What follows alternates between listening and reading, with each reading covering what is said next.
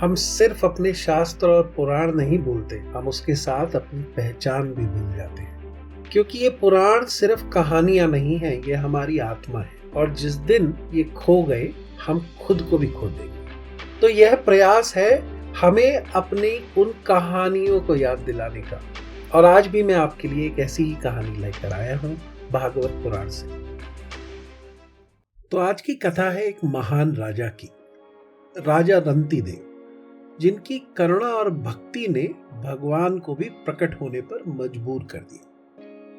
राजा रंतिदेव भगवान विष्णु के भक्त थे। वे हर इंसान में, हर जीव में भगवान का रूप देखते थे।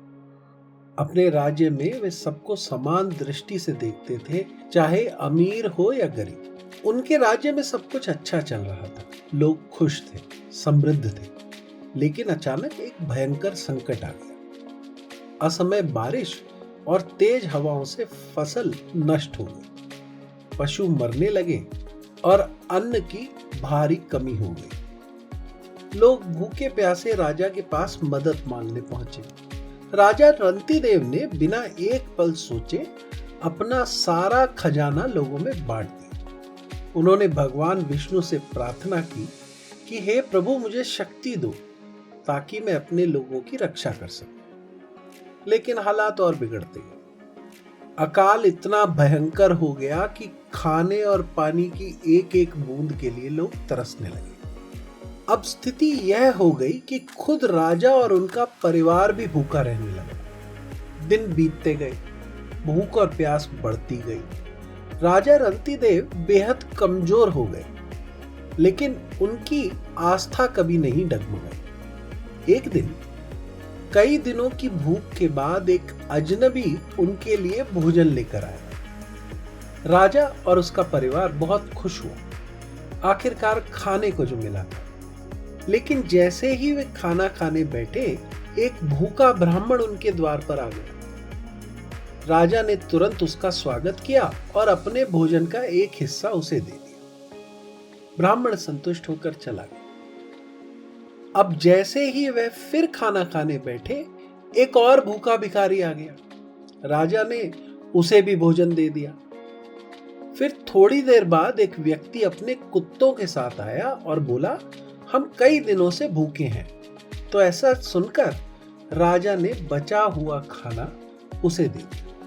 अब राजा और उसके परिवार के पास एक सिर्फ लोटा पानी बचा था। जैसे ही राजा पानी पीने लगे, एक चंडाल वहां आया जिसकी प्यास से हालत खराब थी, और उसने राजा से पानी मांगा।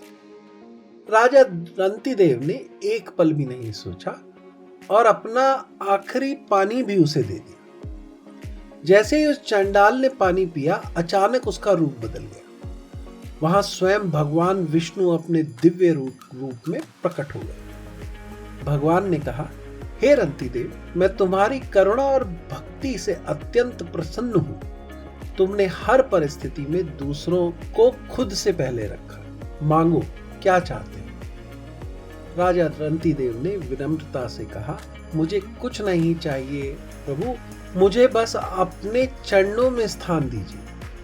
भगवान विष्णु ने उन्हें आशीर्वाद दिया और राजा रंतिदेव ने मोक्ष प्राप्त किया। तो क्या है इस कथा का सार? यह कथा हमें याद दिलाती है कि सच्ची आध्यात्मिकता सिर्फ पूजा पाठ में नहीं, बल्कि इस बात में है कि हम दूसरों के साथ कैसा व्यवहार करते हैं। करुणा भक्ति का सबसे ऊंचा रूप है। जब हमारे पास सब कुछ होता है, तब देना आसान है। लेकिन क्या हम तब भी दे सकते हैं जब हमारे पास खुद कुछ भी ना हो? क्या विचार है आपका? तो आज के लिए बस इतना ही। आप सभी को मेरा प्रणाम।